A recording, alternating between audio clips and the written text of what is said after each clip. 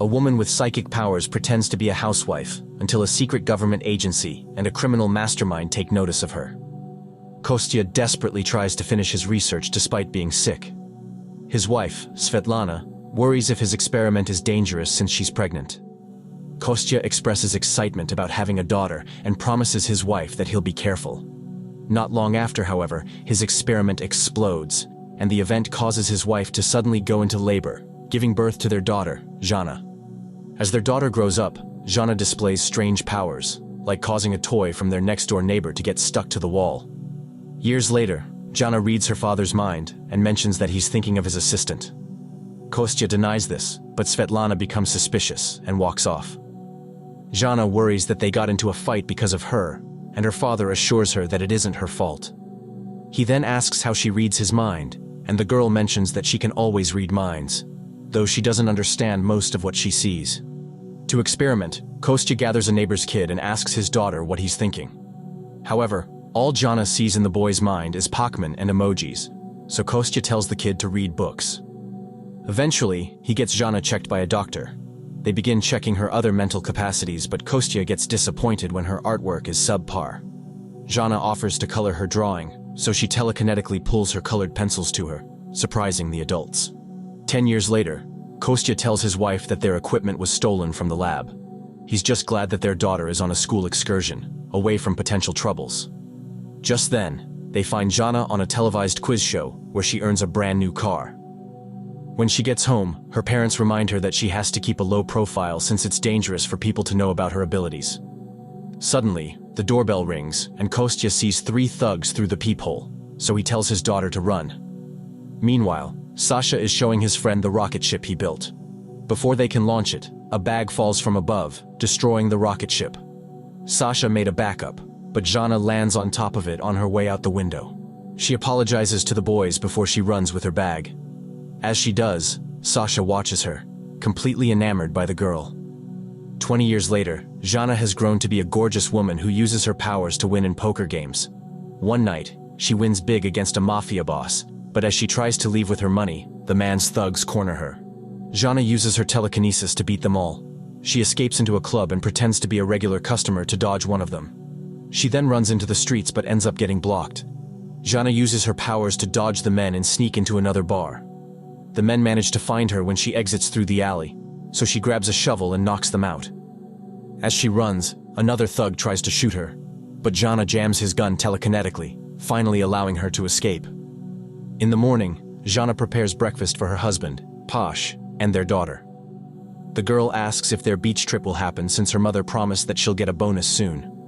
However, Zhana dropped her money while escaping last night.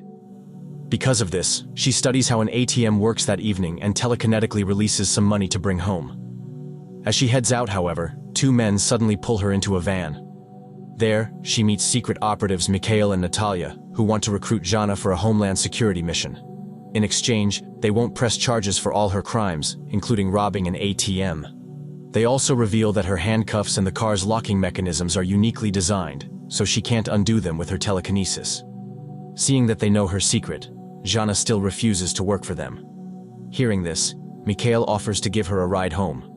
To Zhana's surprise, Natalia has a key to her apartment and greets Posh as their lieutenant. Apparently, Posh was assigned to watch over Zhana, though he's gotten so used to domestic life that he'd forgotten the mission. Their daughter also admits that she's part of the operations too, though she assures her mother that she's her real child. Posh just recruited her to help. Blindsided, Zhana asks the recruiters how they found her. Mikhail notes that since she ran away from home, she's been involved in many strange events, so they've been watching her. Her husband and daughter had even been coming up with more problems to force Zhana to collect more money so that she could hone her skills. Mikhail then offers her anything she wants if she helps with their mission. With this, Zhana demands them to find her parents, whom she hasn't seen since she ran away. That evening, Zhana struggles to sleep as she comes to terms with how the last few years were a setup. However, she also longs to see her parents again, so she decides to accept her new mission. The following day begins Zhana's training under Mikhail's guidance. Eventually, the new secret agent completes her training and dons her gear. Mikhail gives her a foldable gun to congratulate her, then assigns her to investigate CIA agent Frank Dawson. That night, Frank encourages himself, only for his mentor, John, to interrupt his thoughts through his earpiece. Frank admits that he's nervous, and John tells him to relax and just remember not to divulge that he's a CIA agent. Frank finally goes to the bar to meet his date, but he gets too distracted by her chest, so the woman storms off. Desperate to impress her, Frank announces that he's a CIA agent. However, this gets him looks from the other patrons, so he claims that he was lying. Defeated, Frank mulls over his failed date. This is when Jana converses with him, assuring him that he doesn't have to be nervous when dating her. Suspicious, the man wonders if she's trying to get him to pay for her services. Jana rolls her eyes, then tries to read his mind. However, she can't understand his thoughts since they're in English. Instead, she invites him outside to try to kidnap him. However, Jana struggles to unfold her gun, so she continues flirting with the man to buy time. To her surprise, he mentions how his boss wouldn't believe his luck tonight. She didn't know he had a superior officer with him, and thinking that John might have better intel, she asks him to introduce her to his boss tomorrow. The next day, Frank and John head to their van that serves as their headquarters. They first order pizza before Frank mentions Jana. However, John doubts a woman like her would be interested in his colleague, so he's searching their database to make sure she's not a spy. Elsewhere, crime boss Dorat plays video games when his assistant, Valeri, reports that the American agents are investigating Jana. With this, Dorat hacks into John and Frank's computer and deletes Jana's file from the CIA database. John later sees that the CIA has nothing on Jana, which actually convinces him that she's a high-level spy. Just then, Colonel Sherman calls them, and John reports that they're dealing with a new Russian spy. With this, the colonel approves letting Frank meet her. Suddenly, someone knocks on the van. Thinking that it's her, the agents prepare for a fight, only to find that it's the pizza delivery man outside. Jana soon visits Frank, and the man immediately tries confronting her, only to stutter when the woman dresses down. Her alluring body causes him to faint. She later tends to his bruise and asks about his roommate.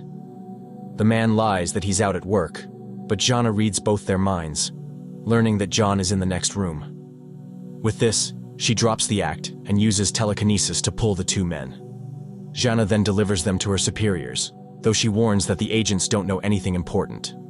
Because of this, Natalia tells Jana that she needs to give them more before they can help find her parents. Angered, Jana takes the agents away. The two wake up the next morning with makeup on as Jana's revenge for wasting her time. Sherman calls them, and John reports that Jana is capable of supernatural things, hence why they got caught. Hearing this, the colonel orders them to get the woman on their side, since the CIA could use someone with skills like hers. Meanwhile, Jana meets the head of the Secret Service, Zoya, who assigns her to capture Dorat, a man responsible for multiple bank robberies, and had even stolen a rocket ship from the Cosmodrome. They've been struggling to capture him as they still don't know his true identity, so they turn to Jana for help. With this, Jana works her way through Dorat's thugs, enjoying her time as a crime fighter.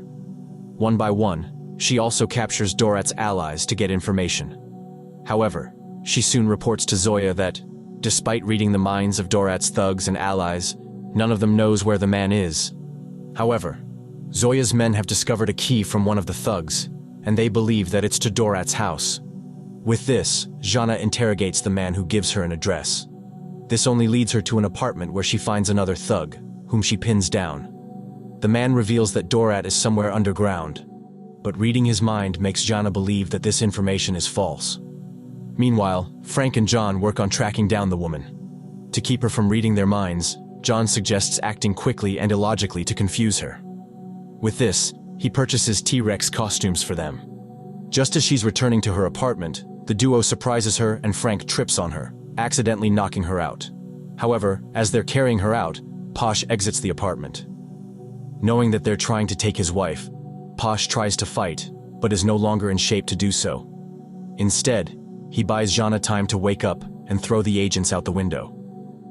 As Jana is resting in her apartment, she wonders when Posh will move out since their marriage was a sham. However, the man insists on giving their relationship a chance. Jana then wonders why she never read his mind about being an undercover agent, and Posh explains that to hide something, they should put it next to the one who's searching so they wouldn't suspect it. Hearing this, Jana realizes what the thug meant by Dorat living underground. With this, Jana rushes back to the agency and studies the large orb in front of the building. Using her telekinesis, she manages to open the secret entrance within. Heading down, she defeats the henchmen guarding the place until she reaches a hangar where the stolen rocket ship is. She also discovers the stolen items from the banks. She's soon cornered by the henchmen, though they're powerless against her.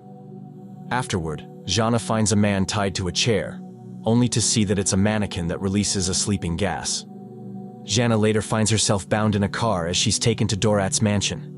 She manages to undo her binds and make the guards take each other out. With the crime boss close by, she searches the place until she spots Dorat hanging out with some ladies. She shoots him, but the man suddenly disappears and reappears everywhere. Dorat then appears in front of her and makes her gun vanish. Afterward, he teleports her into his sitting room where he admires her and breaks her gun.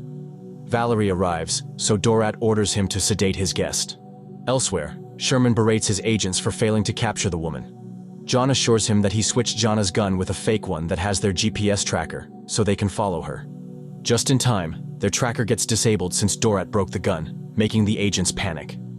Eventually, Jana wakes up in a white room where Dorat speaks to her remotely. One of his henchmen delivers her meal, but Dorat warns that the man is his most airheaded one, so she won't get anything from his mind. As she accepts her meal, Dorat suddenly arrives, so Jana tackles him. However, he's just a double since Dorat knows she was sent to kill him. He declares that he's not the monster the agency claimed, so he offers to tell his story. Dorat later releases her and tells her that he's returned everything he'd stolen, except for the rocket ship. The truth is, he committed those crimes as bait since he's been looking for people who have powers like him. To show off, Dorat tosses a glass in front of his maid, Lyubov. He then stops time, allowing the glass and Lyubov's skirt to float. He then goes around to catch the glass before restarting time.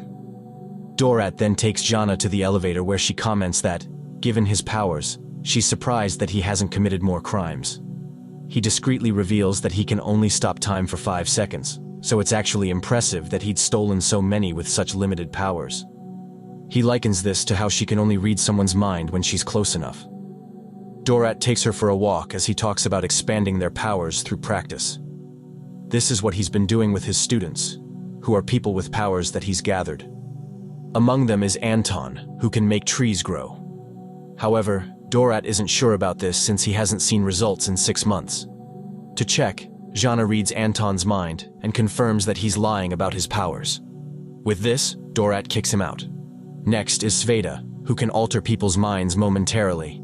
He orders her to alter Lyubov's mind so she'll behave before moving on to Pierre, their sharpshooter. Next is Luke, who can communicate with animals, though he's only able to command a dog to do tricks. Jana asks why he's gathered them, and Dorat claims that it's to make a better world. With this, he invites her to join them. That evening, a clean-shaven Dorat welcomes Jana to their gathering. They join the other superpowered students, which include Mariska, who can heal minor wounds, and Nikolai, who can calm any woman under the age of 38, though he's trying to expand that limit. While they dine, the CIA agents trek the perimeter, having located Jana there. However, Pierre is practicing his aim nearby, and he accidentally shoots Frank and John with paintballs. Still, the agents head for a door, only to find Luke's dog, who attacks them. The dog then opens a gate and brings their gun inside, and the agents use this opportunity to get inside. After dinner, Dorat invites Jana to go into a sauna that has a window overlooking his office. He then goes into his office where he meets Natalia, revealing that she's a traitor. He pays the woman and lies to her that Jana's dead, so he urges her to let him evade her agency. Natalia, however, shoots him and takes the money, refusing to trust the man since he'd broken her heart. Outside, the agents find Russian operatives about to storm Dorat's house. They then begin shooting down the guards, so John releases a smoke bomb to let them pass without either side noticing. After Natalia leaves, Jana rushes to Dorat, who finally reveals that he's Sasha, her neighbor from her childhood home. He's been in love with her since they were kids, and having learned that she has powers like him, he did everything to lure her to him. He then asks her to save his students, so Jana rushes out to fight. As the gunfight continues, the Americans struggle to get into the house, confused by their own smoke. Meanwhile, Jana corners Natalia, but the woman dares her to defeat her without using her powers. Jana accepts, and the ladies remove their dresses to fight. Natalia then poses to jump into the pool, but Jana dives in first. However, This is only a trick as Natalia uses the chance to escape. She comes face to face with Sasha's students, and Nikolai makes her complacent, expanding his abilities to a 39-year-old woman. This allows them to use Natalia to order her men to stand down. Elsewhere, the other operatives search for Sasha in his office but only find Marishka there. With the fight over, the students are taken by the Russian agency while the CIA agents realize that they missed all the action, so they decide to go home. Soon, Zoya approves Zhana's mission to train her new students. Sasha then teleports to join them, and Zoya orders him to return their rocket, which he promises to do later. Zhana asks why Sasha even wanted the rocket, so he reveals that he learned that her parents moved to Mars to escape their pursuers. He stole the rocket to bring her to them, and soon, Zhana is reunited with her parents. During this, Natalia is assigned as Pasha's new wife for a mission, though she's irritated by him and the fact that they were transferred to the Arctic. Meanwhile, Frank decides to quit the CIA while Sherman is pissed that the Russians got the superpowered team he wanted. Subscribe to watch more videos like this, turn on notifications and leave a like to help the channel out. Thank you for watching.